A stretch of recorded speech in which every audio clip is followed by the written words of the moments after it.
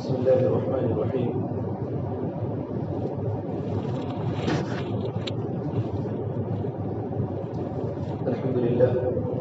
الحمد لله الذي فضل أيام رمضان بالصيام ونور لياليه بالقيام. أشهد أن لا إله إلا الله وحده لا شريك له، ونشهد أن سيدنا وسندنا ومولانا محمدا عبده ورسوله صلى الله عليه وعلى آله وأصحابه وأتباعه. أما بعد فأعوذ بالله من الشيطان الرجيم. بسم الله الرحمن الرحيم. ولا يحسبن الذين يبخلون بما آتاهم الله من فضله هو خيرا لهم بل هو شر لهم سيطوقون ما بخلوا به يوم القيامة ولله ميراث السماوات والأرض والله بما تعملون خبير. وقال سبحانه تبارك وتعالى: لن تنالوا البر حتى تنفقوا مما تحبون وما تنفقوا من شيء فإن الله به عليم. وقال النبي صلى الله تبارك وتعالى عليه وسلم: الزكاة قنطرة الإسلام، رواه ابن ماجه. وقال النبي صلى الله تبارك وتعالى عليه وسلم: حسنوا أموالكم بالزكاة وداووا مرضاكم بالصدقة واستقبلوا أمواج البلاء بالدعاء والتضرع، رواه مسلم، أو كما قال النبي صلی اللہ تبارک و تعالی علیہ وسلم. میرے محترم پیارے بھائیو، رمضان المبارک کا بڑا محترم اور مکرم مہینہ گزر رہا ہے. ماشاءاللہ سارا کا سارا مجمع روزے کی حالت میں ہے، اور یہ رمضان مبارک کا دوسرا جمعہ ہے اور رحمت کا عشرہ چل رہا ہے. اللہ تبارک و تعالیٰ کی رحمت کے در کھلے ہوئے ہیں، جنت کے در کھلے ہوئے ہیں، جہنم کے دروازے بند ہیں. اللہ تبارک و تعالیٰ کی رحمتیں موصلہ دار برس رہی ہیں. حضرت مجدد الف ثانی رحمۃ اللہ فرمایا کرتے تھے کہ رمضان مبارک کے مہینے میں اللہ تبارک و تعالیٰ کی رحمتیں اتنی برستی ہیں اتنی دوسرے مہینے میں نہیں برستی. فرماتے ہیں کہ نسبت ہے دریا کے قطرے کے ساتھ.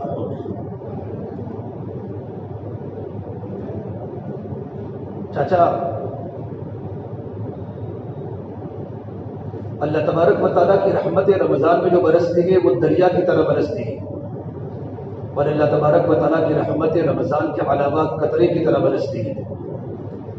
رمضان کے مبارک مہینے میں پروردگار عالم رحمتوں کا نزول کرتے ہیں، اللہ تعالیٰ کی رحمتیں اترتی ہیں. بس خوش قسمت ہے وہ انسان جو اللہ تبارک و تعالیٰ کی رحمتوں کو لے لے. خالی تراویح پڑھنے کا نام اور روزہ رکھنے کا نام رمضان نہیں ہے. یہ بس دین میں روزہ رکھ لیا، رات کو قیام کر لیے کا نام رمضان ہے نہیں. یہ تو ہر ایک رکھتا ہے. یہ تو بہت محروم القسمت ہوگا جو رمضان کا روزہ نہ رکھے اور رات کو تراویح نہ پڑھے. لیکن رمضان کے روزے کے ساتھ بھی اور رات کے قیام کے ساتھ بھی آدمی رمضان کی ایک ایک گھڑی کو وصول کرے اور اپنے آپ کو بازاروں کے پھرنے سے بچاوے. رمضان کے مبارک مہینے میں ہر انسان کا دل منور ہوتا ہے، شیطان کا تسلط انسان پر نہیں ہوتا. اور رمضان کے روزے کی برکت سے، بھوک کی وجہ سے اور پیاس کی شدت کی وجہ سے آدمی کے دل میں نرمی پیدا ہو جاتی ہے اور آدمی کے دل میں اللہ کی محبت آ جاتی ہے. اور اللہ کے نبی صلی اللہ تبارک و تعالی علیہ وسلم کی سنتوں کا شوق دن بدن آدمی کا بڑھتا رہتا ہے، نیکی کی طرف رغبت ہوتی ہے، گناہوں سے انسان بچتا ہے. اور رمضان کا جو مبارک مہینہ ہے، یہ مہینہ جس طریقے پر عبادات کا مہینہ ہے، دعوت کا مہینہ ہے، اللہ سے مانگنے کا مہینہ ہے، اللہ کو یاد کرنے کا مہینہ ہے. رمضان کا مبارک مہینہ سخاوت کا مہینہ ہے. اللہ کے نبی صلی اللہ تبارک و تعالی علیہ وسلم رمضان میں سخاوت کا دریا بن جاتے تھے. حضور اکرم صلی اللہ تبارک و تعالی علیہ وسلم کی سخاوت رمضان میں تیز ہوا سے بھی زیادہ ہو جاتی تھی. آپ صلی اللہ تبارک و تعالی علیہ وسلم فرماتے ہیں کہ اللہ تعالیٰ نے ہمیں جان اور مال دیا ہے، وہ جان اور مال جو ہمارے پاس ہے وہ اللہ تبارک و تعالیٰ کی دی ہوئی امانت ہے. اللہ تعالیٰ نے مسلمانوں کی جان کو، مسلمانوں کے مال کو اللہ نے جنت کے بدلے میں خرید لیا ہے۔ ان اللہ اشتری من المؤمنین انفسهم واموالهم بان لهم الجنہ۔ قرآن کریم میں جگہ جگہ پر باموالکم وانفسکم، باموالکم وانفسکم، مال خرچ کرو جان لگاؤ، مال خرچ کرو جان لگاؤ۔ اللہ پہلے مال کو بیان کرتا ہے، بعد میں نفس کو، جان کو بیان کرتا ہے، حالانکہ انسان کی جان مال سے مقدم ہے، لیکن مال کا تذکرہ اس لیے اللہ نے پہلے کیا ہے کہ انسان مال کی محبت میں اپنی جان کو بھی قربان کر دیتا ہے اور کسی کی جان کو بھی ختم کر لیتا ہے۔ انسان کو مال سے اتنی بڑی محبت ہوتی ہے۔ اللہ فرماتے ہیں لن تنالوا البر حتى تنفقوا مما تحبون وما تنفقوا من شيء فإن الله به عليم، کہ تم اللہ تبارک و تعالیٰ کا قرب اسی وقت تک نہیں پا سکتے، اللہ تعالیٰ کی محبت، اللہ تعالیٰ کی معرفت، اللہ تعالیٰ کا قرب، جب تک کہ تم اپنی محبوب چیز کو اللہ کے راستے میں قربان نہ کر دو۔ اور آدمی کے دل میں سب سے محبوب چیز آدمی کا مال ہے۔ مال سے بڑھ کر، بیوی سے بھی بڑھ کر مال کی محبت ہوتی ہے۔ آدمی مستقل 2 مہینے کے سفر کرتے ہیں آدمی مال کے لیے، 2 سال کے، 3 سال کے سفر ہوتے ہیں، ٹریول ہوتی ہے مستقل۔ آدمی پڑوس کے ملکوں میں، نہ معلوم کون سے ملکوں میں آدمی جاتا ہے، بیوی بچوں کو بھی چھوڑ دیتا ہے، اگرچہ ان کی سہولت کے لیے کرتا ہے، لیکن مال کی محبت ہر ایک انسان کی فطری چیز ہے، فطری چیز ہے۔ اور اللہ نے انسان کے مال کو، انسان کی جان کو اللہ نے جنت کے بدلے میں خرید دیا ہے۔ ایک صحابی نے پوچھا یا رسول اللہ مجھے موت سے بڑا ڈر لگتا ہے، موت سے بہت ڈر لگتا ہے۔ تو آپ نے کہا تمہارے پاس کچھ پیسے ہیں، مال ہیں؟ کہا ہے۔ کہ مال خرچ کرو، مال خرچ کرو، جہاں تمہارا مال جائے گا وہاں تمہارا دل جائے گا۔ مال کو آگے چلتا کرو اللہ کی طرف، صدقہ کے ذریعے، خیرات کے ذریعے۔ جب مال اللہ کے پاس پہنچ جائے گا تو تمہیں موت محبوب بن جائے گی کہ مجھے بھی پروردگار عالم کے پاس جانا ہے۔ اللہ کے نبی صلی اللہ تبارک و تعالیٰ علیہ وسلم اپنے مال کو لٹاتے تھے، جان کو لٹاتے تھے، مال کو لٹاتے تھے۔ اور فرما اللہ کے نبی صلی اللہ تبارک و تعالیٰ علیہ وسلم میں سب سے زیادہ سخی اللہ تبارک و تعالیٰ ہے۔ اللہ اجود و اجود و اجود، اللہ سب سے زیادہ سخی، اور اللہ تبارک و تعالیٰ کے بعد سب سے بڑا سخی میں ہوں۔ کسی ایمان والے کا مال قبول ہوتا ہے تو اللہ تعالیٰ کی نعمت سمجھے، اور اللہ نے انسان کو مال دیا ہے تو مال کی زکوٰۃ نکالے۔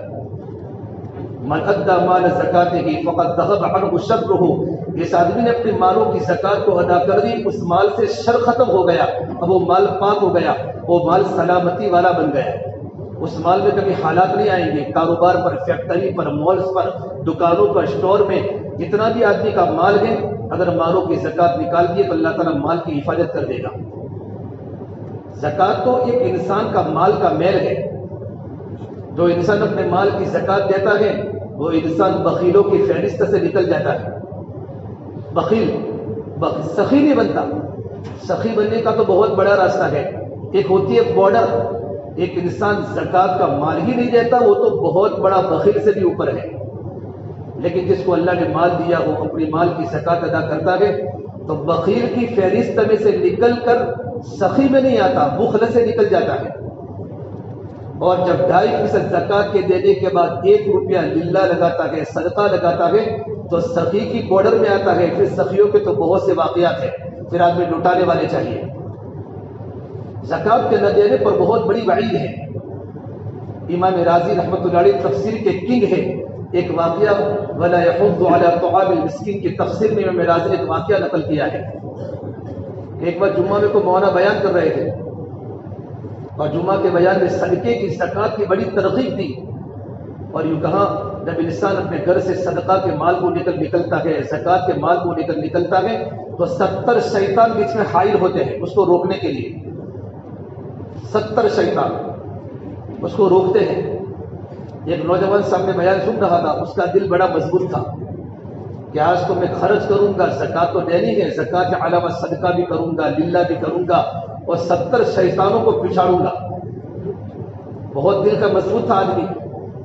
گھر پر گیا اور گھر جانے کے بعد وہ کیٹ بناتے ہیں کیٹ، اس نے تھوڑا سا آٹا لیا، تھوڑے سے گیہوں لیے، یہ لیا۔ تو بیوی نے دیکھا کیا کرتے ہو؟ کہ 70 شیطانوں کو پچھاڑنے جا رہا ہوں۔ غریبوں کی خدمت کرنے کے لیے. بیوی نے کہا تمہیں شرم آتی ہے؟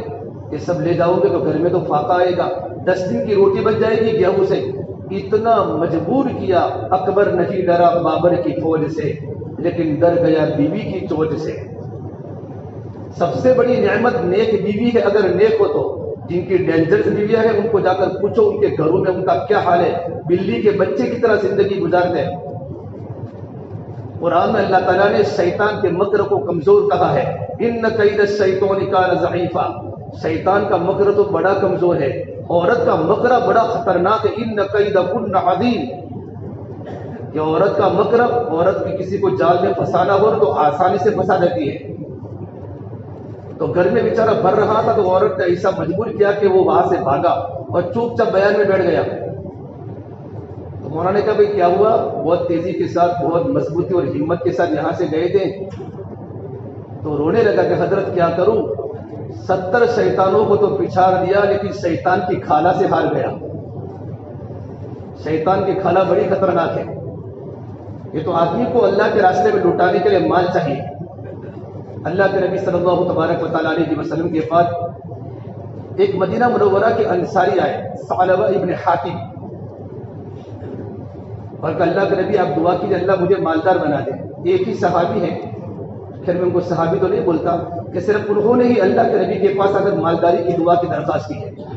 باقی صحابہ کرام جس حالت پر اللہ دیتے رکھتے اسی حالت پر راضی رہتے, بلکہ انسان کو جس حالت پر اللہ رکھے اسی حالت پر راضی رہنا چاہیے. اگر اللہ نے کسی کو مالدار بنایا ہے تو مال دینا بھی اللہ کی حکمت ہے. کسی کو غریب بنایا ہے تو غریب بننے میں بھی اللہ کی حکمت ہے. اگر مالدار کو مال نہ دیتا تو مالدار مال نہ ہونے کی وجہ سے کفر کو اختیار کر لیتا, یہ اللہ کے علم میں ہے. اور اگر کسی غریب کو اللہ تبارک و تعالیٰ کا جو غربت نہ دیتا مال دیتا تو وہ فتنہ اور فساد میں پڑ کر عیاشی میں مبتلا ہو کر کیا کرتا, یہ آدمی کفر کو اختیار کرتا. صلی اللہ نے قرآن کریم میں ایک جگہ پر فرمایا ہے وَلَوْ بَسَطَ اللَّهُ الرِّزْقَ لِعِبَادِهِ لَبَغَوْا فِي الْأَرْضِ وَلَكِنَّ اللَّهَ يُنَزِّلُ بِقَدَرٍ مَا يَشَاءُ.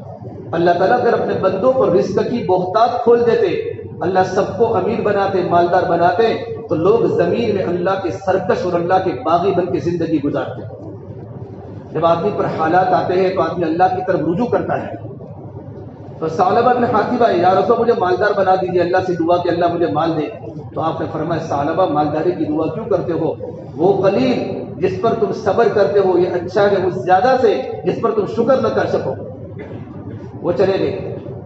کچھ دنوں کے بعد آئے ثعلبہ ابن حاتم انصاری, یا رسول اللہ آپ اللہ سے دعا کیجیے کہ اللہ پاک مجھے مالدار بنا دے, مجھے مالدار بنا دے.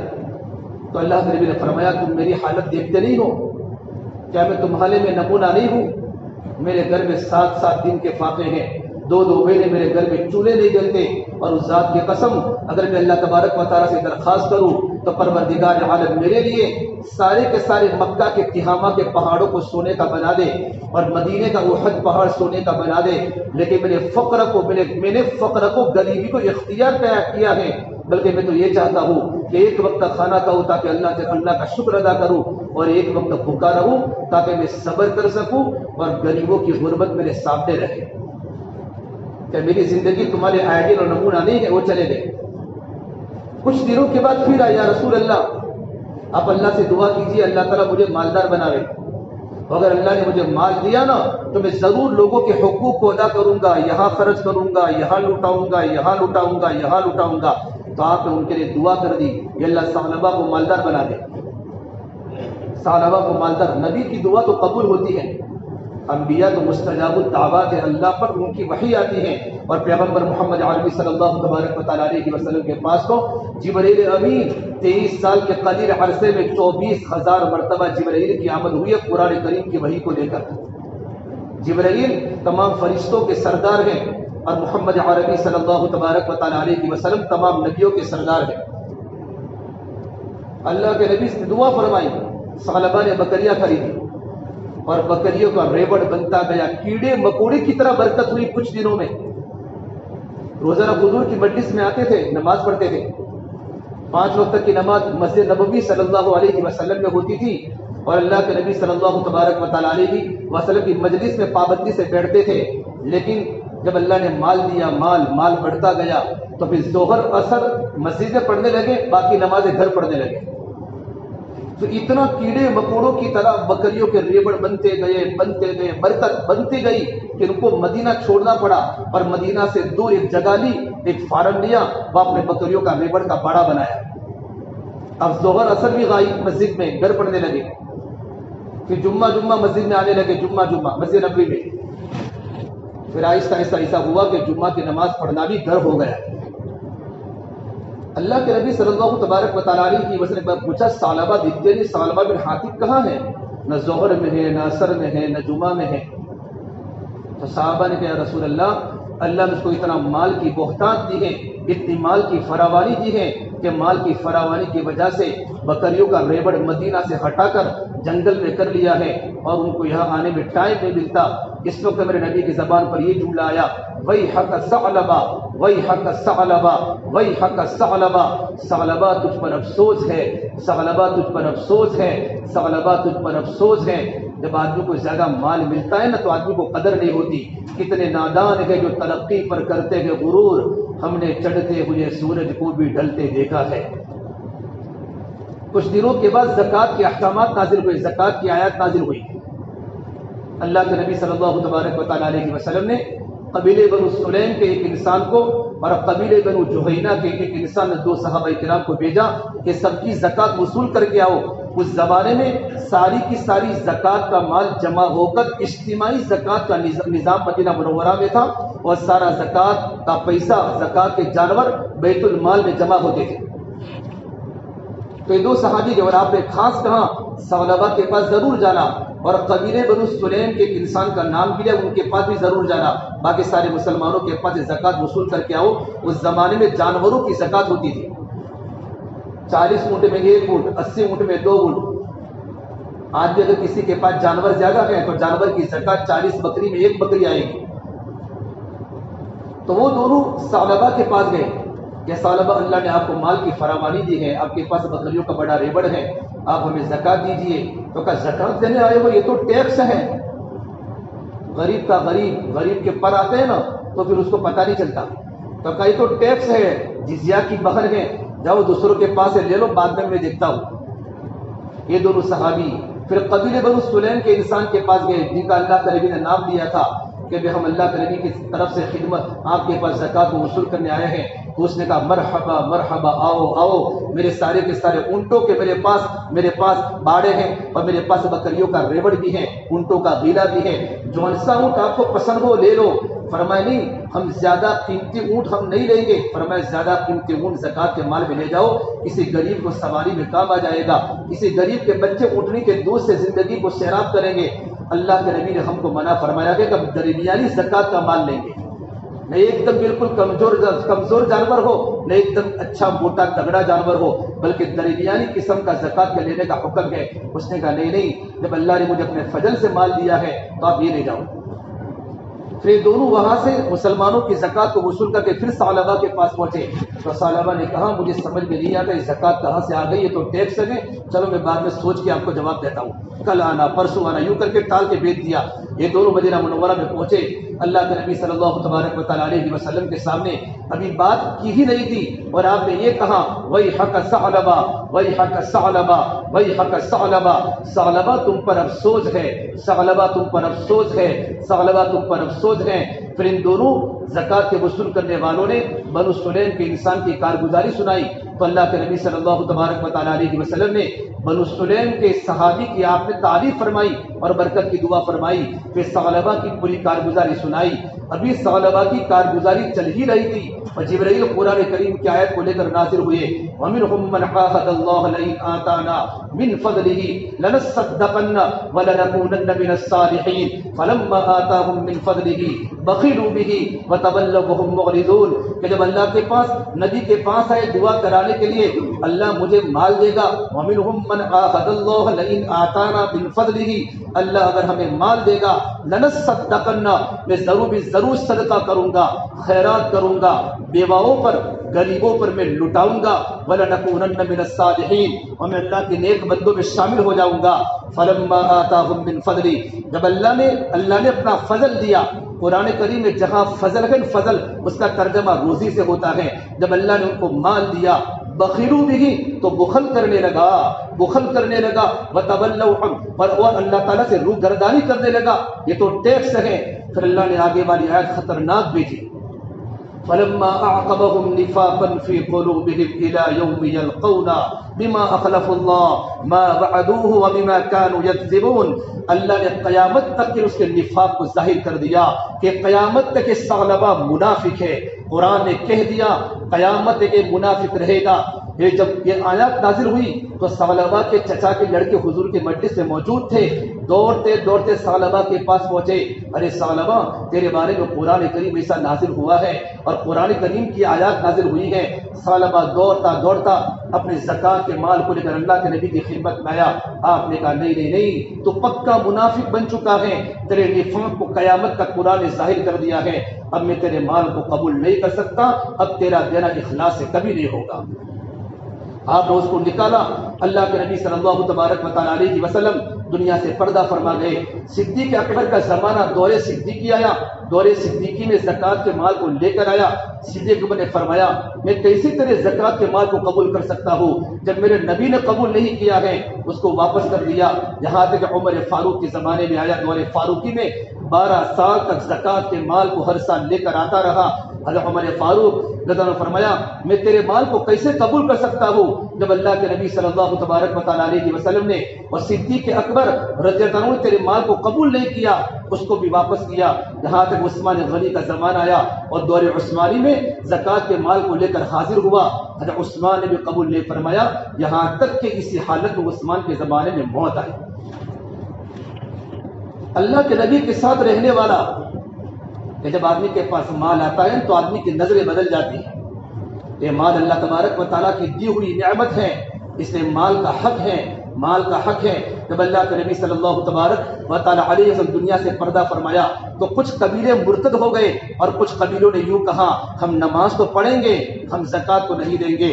تو صدیق اکبر نے فرمایا واللہ لأقاتل الناس حتى يقولوا، میں ان تمام سے ضرور قتال کروں گا، میں ان سے لڑوں گا جن لوگوں نے زکوٰۃ کے دینے سے انکار کیا ہے. حضرت عمر نے فرمایا آپ کیسے ان سے لڑ سکتے ہیں، آپ کیسے ان سے قتال کر سکتے ہیں، جبکہ اللہ کے نبی نے فرمایا واللہ لئن امرت ان اقاتل الناس حتى يقولوا لا الہ الا اللہ، اللہ نے مجھے حکم دیا ہے کہ جب تک لوگ لا الہ الا اللہ نہ کہیں تب تک میں ان سے قتال کرتا رہوں. جب انسان لا الہ الا اللہ کہہ لے تو اس کی جان کی حفاظت کی ذمہ داری میری ہے، اس کی مال کی حفاظت کی ذمہ داری میری ہے. آپ ان سے کیسے قتال کریں گے؟ صدیقوں نے فرمایا واللہ لو قاتل الناس من فرق بین الصلاۃ والزکاۃ فإن الزکاۃ مال الحق. یوں فرمایا کہ میں ان لوگوں سے ضرور لڑوں گا جن لوگوں نے نماز و زکوٰۃ میں فرق کیا ہے، کہ نماز کو تو اللہ کا فریضہ سمجھتے ہیں اور زکوٰۃ کو اللہ کا فریضہ نہیں سمجھتے. زکوٰۃ تو مال کا حق ہے.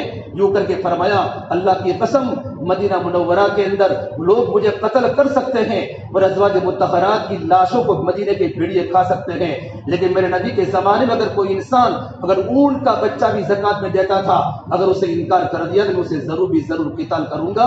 اگر عمر فاروق فرماتے ہیں کہ صدیق اکبر رضی اللہ عنہ کے جذبہ ایمانی کی وجہ سے میرے دل میں بھی شر صدر ہو گیا. اللہ تبارک و تعالیٰ صدیق اکبر کا بھلا کرے. اگر اس وقت زکوٰۃ کے بارے میں اگر مضبوط نہ ہوتے تو آج امت پر اس فریضے کا کیا حال ہوتا. ان کی مضبوطی ایمانی کی وجہ سے. اور کہا اینقص الدین وانا حی، دین میں کمی ہو اور صدیق اکبر زندہ رہے یہ نہیں ہو سکتا. میں مکمل زکوٰۃ لوں گا. بہت سے قبیلے جو مرتد ہو رہے تھے وہ ارتداد سے واپس اسلام میں داخل ہو گئے اور جن لوگوں نے زکوٰۃ کا انکار کیا تھا سب نے زکوٰۃ کا مال دینا شروع کر دیا. میرے بھائیو زکوٰۃ تو مال کا حق ہوتا ہے، زکوٰۃ میں غریبوں کا حق ہوتا ہے. بلکہ بعض تو اللہ کے نیک بندے ایسے ہوتے ہیں جو دے کر بھی ڈرتے ہیں کیونکہ اللہ تعالیٰ منافقین کے مال کو قبول نہیں کرتا، اللہ صرف مومنین کے مال کو قبول کرتا ہے. ابو بکر صدیق رضی اللہ عنہ رات کو ایک مرتبہ یہ آیت پڑھتے پوری رات روتے گزار دی. ان اللہ اشتری من المؤمنین انفسهم واموالهم بان لهم الجنہ، کہ پروردگار عالم نے انسان کے جان کو انسان کے مال کو جنت کے بدلے میں خرید دیا ہے.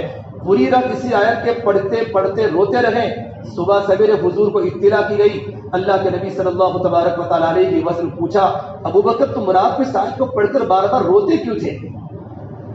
کہ اللہ کے نبی صلی اللہ تبارک و تعالیٰ علیہ وسلم میں کپڑے کی پھیری کرتا ہوں، میں کپڑے کی تجارت کرتا ہوں، میں کپڑے کی پھیری کرتا کرتا مدینہ منورہ کی دیہاتوں میں جا رہا تھا، ایک بڑھیا مجھے ملی اور کہا ابو بکر مجھے کپڑا خریدنا ہے، میں نے اس بڑھیا کو کپڑا دیا، اس نے مجھے کپڑے کی قیمت واپس کپڑے کی قیمت مجھے دی، جب میں دوسرے دن وہاں سے گزرا تو بڑھیا نے بلا کر یوں کہا ابو بکر تمہارا کپڑا واپس لے لو، مجھے تمہارا کپڑا پسند نہیں ہے اور میری قیمت واپس کر دو۔ میں نے اس کی قیمت کو واپس کر دیا، اپنے کپڑے کو واپس لے لیا، اس بڑھیا نے مجھے رلا دیا ہے۔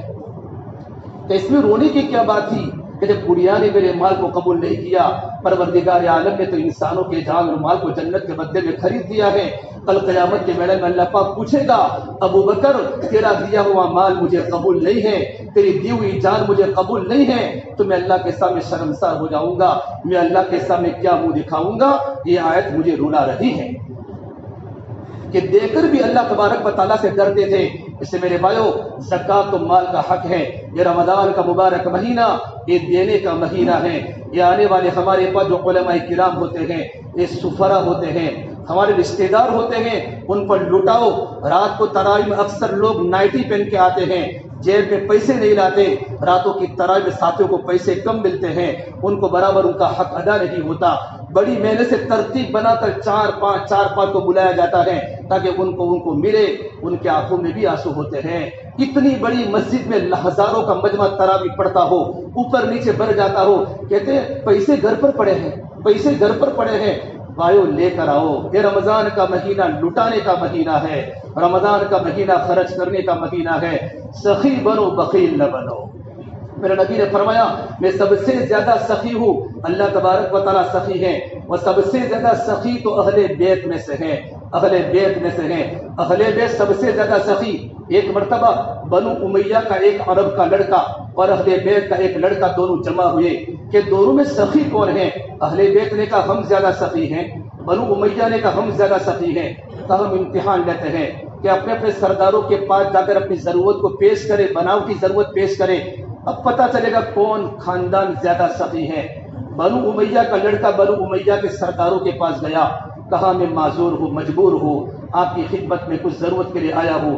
ایک سردار نے 10,000 دینار دیے، دوسرے کے پاس گیا 10,000 دینار سونے کے سکے، 10 کے پاس گیا تو 1 لاکھ ہوئے۔ وہ اہل بیت عبداللہ بن جعفر کے پاس گیا، کہ حضرت حضور میں تھوڑا سا پریشان ہوں، ضرورت ہے، تو 1 لاکھ دینار دیے اہل بیت۔ حضرت حسن کے پاس گئے، 1 لاکھ دینار دیے۔ حضرت حسین کے پاس گئے رضی اللہ تعالیٰ عنہما، 1 لاکھ دینار دیے۔ دونوں جمع ہوئے کہ کیا ہوا کہ 10 کے پاس گیا 1 لاکھ ہوئے، 3 کے پاس گیا تو 3 لاکھ ہوئے۔ اس نے کہا اہل بیت ہی زیادہ سخی ہے۔ پھر دونوں جمع ہوئے کہ چلو تو ہم نے بناوٹی پیسے لیے تو ان کو پیسے واپس کر دے، ہم تو غریب نہیں ہیں، ہم تو فقیر نہیں ہیں۔ تو وہ بنو امیہ کے سرداروں کے پاس گیا، حضور ہم کو کوئی پیسوں کی ضرورت نہیں تھی، ایسے ہم صرف آئے تھے تمہارے پاس، کہا ٹھیک ہے اس کو رکھ لو۔ دوسرے کے پاس گیا، ٹھیک ہے اس کو رکھ لو۔ 10 کے پاس گیا، 10 نے پیسوں کو واپس کر لیا۔ یہ اہل بیت کے پاس عبداللہ بن جعفر کے پاس کہ حضرت ایسے کہ میں نے تمہارے پاس سے پیسے مانگے تھے، مجھے ضرورت نہیں ہے۔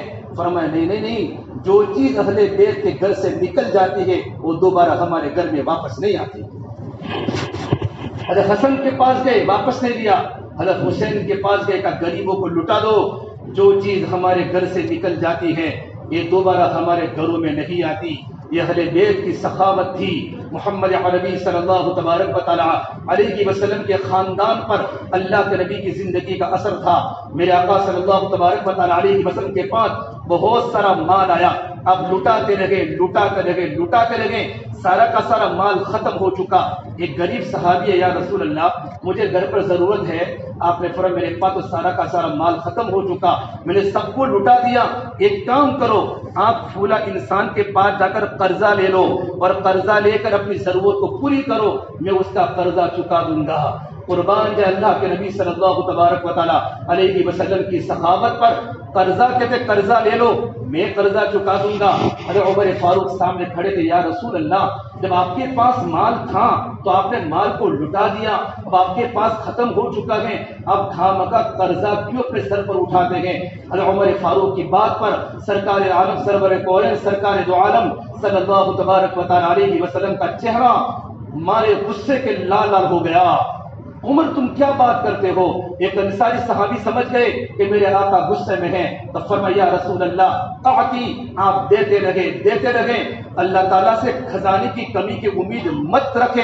اللہ کے نبی صلی اللہ تبارک و تعالیٰ علیہ وسلم ان صحابی کی بات کو سننے کے بعد آپ کا چہرہ 14ویں چاند کی طرح چمکنے لگا۔ پھر آپ نے کہا واللہ بہذا امرت، اللہ کی قسم میرے اللہ نے مجھے اسی طرح خرچ کرنے کا حکم دیا ہے۔ میرے بھائیو سخی بنو بخیل مت بنو۔ عبداللہ بن عباس کے 10 بیٹے ہیں، 10 اہل بیت میں سے ہیں، 10 بیٹے ہیں۔ عبداللہ بن عباس، عبید اللہ بن عباس، قسم بن عباس، عثمان بن عباس، سب کی الگ الگ ملکوں میں قبریں بنی، ایک بھی قبر مدینہ منورہ میں نہیں ہے۔ قریب میں طائف میں عبداللہ بن عباس کی قبر ہے، اور قسم بن عباس کی قبر کشمیر میں ہے، اور عبید اللہ بن عباس اپنے خادم کے ساتھ سفر میں جا رہے تھے۔ بارش آ گئی تو ایک بدو کے ہاں قیام کیا، عرب کے بدو دیہات میں ایک بدو کیا قیام کیا، بارش بہت زیادہ تھی، کہا بدو کو اگر ٹھہر سکتے ہیں بالکل ٹھہر سکتے ہیں، اس کو پتہ نہیں عبید اللہ بن عباس ہے، اجنبی مسافر گھر میں ٹھہر گئے، اس نے اونٹ ذبح کر دیا۔ عرب کی مہمانی، تو بیٹا ماں کو نہیں کھلاتا، بیٹا باپ کو نہیں کھلاتا، اونٹ کو ذبح کر دیا اور کہا کھاؤ، کھایا گوشت کھایا۔ دوسرا دن ہوا، نکلنے کا ارادہ کیا تو بالکل بارش دوبارہ موسلادھار برسنے لگی، پھر رکنا پڑا، اس نے دوبارہ دوسرے اونٹ کو ذبح کر دیا۔ اور عبید اللہ بن عباس نے کہا بھائی تو کیا کرتا ہے، ابھی کل کا پورا گوشت پڑا ہوا ہے، تو نے آج نیا گوشت رکھو، تو نے دوسرے اونٹ کو قربان کر دیا، ذبح کر دیا۔ کہا تم مہمان ہو، ہم مہمانوں کو کبھی باسی نہیں کھلاتے، ہم مہمانوں کو باسی نہیں کھلاتے، مہمانوں کو باسی نہیں کھلاتے۔ یوں کر کے 7 دن تک بارش نے رکنے کا نام و نشان نہیں لیا، 7 دن تک 7 اونٹ کو ذبح کرتا رہا۔ 8واں دن ہوا، سورج طلوع ہوا، روشنی ہوئی، بدو کئی جگہ پر کام سے نکل چکا تھا، تو عبید بن عباس اپنے خادم کو پوچھا گھر میں کچھ ہے، تمہارے جیب میں کچھ ہے؟ کہ 300 دینار ہے۔ 300 دینار کے 300 اونٹ آ سکتے ہیں، کم سے کم 100 اونٹ تو ضرور آ سکتے ہیں۔ کہا ان کے گھر میں ان کی اہلیہ کو دے دو۔ جیسے تھیلی ان کی اہلیہ کو دی، اس نے پھینک دی۔ ہم اپنی مہمانی بیچا نہیں کرتے، ہم اپنی میزبانی بیچا نہیں کرتے، ہم تو اللہ کے لیے کھلاتے ہیں۔ لا نريد منکم جزاء ولا شکورا، ہم نہ تھینک یو چاہتے ہیں، نہ شکریہ چاہتے ہیں، نہ بدلہ چاہتے ہیں، لے جاؤ۔ عبید بن عباس نے کہا اس کے گھر کی دہلیز پر چھوڑ کے اپنے جلدی سے نکل جاتے ہیں، ہم اہل بیت ہیں، ہم اہل بیت ہیں۔ نکل گئے، جیسے بدو گھر پر آیا، بیوی نے کارگزاری سنائی، ہمارے مہمان نے ہمارے گھر پر پیسوں کی تھیلی دی ہے۔ بدو نے نیزہ نکالا اور اونٹنی پر بیٹھا، دوڑتا گیا کہ رک جاؤ رک جاؤ، وہ دونوں رک گئے، کہا تمہارے پیسے واپس دے لو۔ اور ابن عباس نے فرمایا بھائی نہیں، تم نے ہمارا اکرام کیا، ہم نے تم کو ہدیہ دیا۔ فرمایا نہیں ہم تم کو لینا پڑے گا۔ حضرت عبید اللہ تھوڑے ناراض، فرمایا ہم تو اہل بیت میں سے ہیں، اور اہل بیت کے جیب سے جب کوئی چیز نکل جاتی ہے ابو عباس کے گھر سے تو دوبارہ جیب میں واپس نہیں جاتی، تو اس نے نیزہ نکالا، لیتے ہو کہ نہیں؟ حضرت عبید اللہ فرمایا اس کے غصے کی بنیاد پر ہم نے پیسوں کو لے لیا، پھر ہمیں پتا چلا یہ تو مجھ سے بھی زیادہ سخی ہے۔ بھائیو سخی بنو بخیل نہ بنو۔ سخی، اللہ سخی سے دوستی کرتا ہے، اللہ بخیل سے دوستی نہیں کرتا۔ اللہ کی سخی سے دوستی ہے، اللہ کی بخیل سے دوستی نہیں ہے۔ اللہ نے قسم کھا کر یہ بات فرمائی، میری عزت کی قسم، میں جہنم میں کبھی سخی کو داخل نہیں کروں گا۔ اور شیطان تو یوں کہتا ہے ایک انسان تہجد گزار ہے، راتوں کا عبادت گزار ہیں لیکن بخیل ہیں، مجھے کوئی ڈر نہیں ہے۔ ایک انسان فاسق ہے لیکن سخی ہے، مجھے ڈر ہے کہیں اس کو سخاوت اس کی بخشش کا ذریعہ نہ بن جاوے۔ اس لیے میرے بھائی رمضان کا مہینہ لٹانے کا مہینہ ہے، لٹانے کا مہینہ ہے۔ حاتم طائی کو کسی نے پوچھا تو نے کسی سخی انسان کو تم سے بڑھ کر دیکھا ہے؟ حاتم طائی کی سخاوت عرب اور عجم میں مشہور ہے کہ میں ایک بار سفر میں نکلا، سفر میں ایک جگہ پر ایک بدو کے میرا قیام ہوا، رات ہو گئی کہ قیام کر سکتا ہوں کہ بالکل، تو بدو نے بکرے کو ذبح کیا، بکری کی سیری سامنے حاضر کی، اس کا مغز میں نے کھایا، خالی میں اتنا کہا اچھا ہے، اچھا بنا ہے۔ وہ فٹافٹ بکروں کی سیری کو ذبح کرتا رہا اور 100 سیریاں میرے سامنے رکھ لی، 100 مغز میرے سامنے رکھ لیے۔ جب فجر کی نماز کے بعد اٹھا تو 100 بکریاں ذبح ہو چکی تھی۔ میں نے کہا تمہارے پاس بکریاں کتنی ہیں؟ کہ یہی میرا کل سرمایہ ہے زندگی گزارنے کا، کہ تم نے فرمایا جب ایک مہمان یوں کہتا ہے مجھے یہ اچھا لگتا ہے، میزبان کا حق بنتا ہے سارا گھر لٹا دے۔ حاتم طائی نے 300 اونٹ اس کو دیے، پھر فرمایا میرے پاس تو تھا تو میں نے دیا، اس کے پاس تو نہیں تھا تب تو اس نے دیا۔ یہ سخی ہیں۔ اللہ کے نبی صلی اللہ تبارک و تعالیٰ علیہ وسلم نے سخی بننے کا زمانہ سکھایا۔ ایک بات کر کے بات کو ختم کرتا ہوں۔ نوشیروان کا بیٹا خسرو پرویز ظالم بادشاہ تھا جس نے اللہ کے نبی کے خط کو پاڑا تھا۔ ایک بار گھر میں بیٹھا ہوا تھا، ایک مچھیرا مچھلی کو لے کر آیا، اس کو مچھلی بہت پسند آئی، اس نے کہا 4000 دینار دے دو، 4000 دینار دے دو۔ 4000 دینار کے آج کے زمانے میں 70-80 کروڑ بن جاتے ہیں۔ ایک خالی مچھیرا کو دے دیا۔ اس کی بیوی نے کہا تم کیا کرتے ہو؟ تم تو خزانہ خالی کرو گے، پھر تم جرنیل کو جب اتنا دو گے تو جرنیل یوں کہے گا میرے اور مچھیرے میں کیا فرق ہوا، اس کو بھی 4 مجھے بھی 4۔ ایک کام کرو اس کو واپس بلاؤ، اس کو پوچھو کہ مچھلی نر ہے یا مادہ؟ سمجھتے ہو؟ اگر وہ کہے نر ہے تو ہمیں تو مادہ چاہیے، کہ مادہ ہے تو ہمیں نر چاہیے۔ لیکن مچھیرا بھی بڑا ہوشیار تھا کہ بھائی ادھر تمہاری مچھلی نر ہے یا مادہ؟ کہنے میری تو ہیجڑا ہے، مخنث ہے، نہ نر ہے نہ مادہ ہے۔ تو بادشاہ نے کہا اور 4000 دینار دے دو، 4000 دینار اور دے دو، 8000 دینار۔ اور بیوی کا غصہ چڑھ گیا، کیا کرتا ہے بادشاہ، خزانے کو خالی کر دے گا۔ بیوی نے کیسا، وہ جا رہا تھا، وہ دینار سونے کے سکے ہوتے، نوٹ نہیں ہوتی، ایک سکہ گر گیا تو اس نے گرے ہوئے سکے کو بھی اٹھا لیا۔ تو بیوی نے کہا دیکھو کتنا بڑا بے غیرت آدمی ہے، 8000 دینار کو لے جانے کے بعد بھی ایک سکہ زمین پر گر گیا، اس کو بھی اٹھا کے تھیلی میں رکھ دیا، واپس بولا واپس کر دو۔ کبھی تو کیا کرتا ہے؟ بادشاہ سلامت نے کہا کیا کرتا ہے؟ تو نے ایک دینار گرا ہوا بھی اٹھا لیا۔ کہ بادشاہ سلامت اس سکے پر تمہارے نام کی مہر لگی ہے، اس سکے پر تمہارے نام کی مہر لگی ہے، میں نہیں چاہتا کوئی بے ادب انسان کا پیر تمہارے سکے پر پڑے، کہ اور 4000 دینار دے دو۔ یہ عرب کے سخاوت کے واقعات ہیں، اہل بیت کے سخاوت کے واقعات میں آپ کو سناؤں، آپ تعجب کریں گے۔ جن کے گھروں میں دودھ پینے کا، حضرت فاطمہ کا دودھ خشک ہو چکا تھا، حسن حسین کو دودھ نہیں ملتا تھا، لیکن میرے نبی صلی اللہ علیہ وسلم کی قربانیوں کی وجہ سے اس خاندان کو اتنا مال دیا ہے۔ وہ دیکھو بوڑھی اماں جو مدینہ منورہ کے بوڑھی اماں کے گھر پر تینوں ٹھہرے تھے حج کے سفر میں، اور بوڑھی اماں نے ان کو بکری کا دودھ پلایا تھا۔ تو اس وقت بوڑھی اماں نے کہا تھا بوڑھی اماں جب تم کبھی مدینہ ہو تو ہمیں مل لینا۔ جب یہ تینوں مدینہ منورہ تھے تو بوڑھیا اپنے شوہر کے ساتھ جب حالات خراب ہوئے تو آئی، حضرت حسین دیکھ گئے اور اس وقت کتنا دیا؟ 1000 بکریاں 1,00,000 دینار۔ حسین نے 1000 بکریاں 1,00,000 دینار، عبداللہ بن جعفر نے 2000 بکریاں 2,00,000 دینار۔ پھر بوڑھی اماں یہ تمہارے صرف دودھ پلانے کا بدلہ ہے، ہم تو اہل بیت ہیں، ہم تو نبی کے خاندان کے لڑکے ہیں، بھائی سخی بنو بخیل مت بنو۔ یہ رمضان کا مبارک مہینہ لٹاؤ، انفق ینفق علیک، اللہ آپ کو دے گا۔ اس سال آپ نے زکات صحیح نکالی، آئندہ سال تمہاری زکات بڑھ جائے گی۔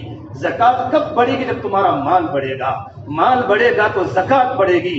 لٹاؤ اللہ کے نام پر، رمضان کا مہینہ لٹانے کا مہینہ ہے، رمضان کا مہینہ خرچ کرنے کا مہینہ ہے۔ اللہ مجھے بھی عمل کی توفیق دے، آپ کو بھی عمل کی توفیق دے۔ بھائی جو فقیر ہو، غریب ہو، علماء سفراء بڑے محترم لوگ ہوتے ہیں، ان کی قدر کرے۔ بڑی بڑی کتابیں پڑھانے والے علماء ہوتے ہیں، اپنے لیے کبھی بھیک نہیں مانگتے ہیں، مدرسے کے غریب بچوں کے لیے بھیک مانگتے ہیں۔ غریب بچے عالم بنیں گے، مفتی بنیں گے، اپنے رشتہ داروں کو دے، علماء کو دے۔ اللہ مجھے بھی عمل کی توفیق دے، اللہ تعالیٰ ہم تمام کو عمل کرنے کی توفیق عطا فرماوے۔ الحمد للہ رب العالمین۔